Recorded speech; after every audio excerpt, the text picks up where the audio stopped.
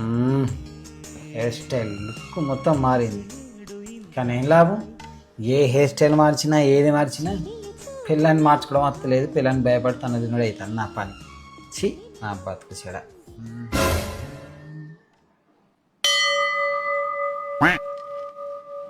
ఒక 100 రూపాయలు ఉంటే ఇవ్వండి, ఫేర్ అండ్ లవ్లీ అయిపోయింది, తెచ్చుకుంటా.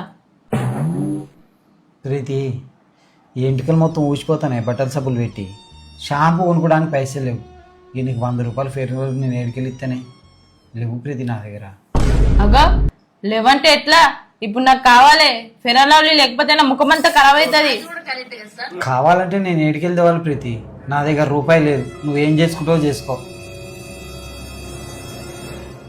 1 hour later.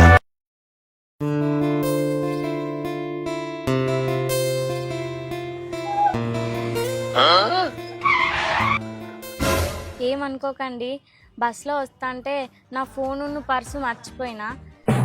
ఒక 500 ఉంటిస్తే నేను మళ్ళీ రేపిచ్చేస్తా మీకు. అయ్యో దాంట్లో ఏముందండి? ఒక అందమైన అమ్మాయికి సహాయపడకపోతే ఈ మగజన్మ ఎందుకండి? 500 కాదండి, 1000 తీసుకోండి.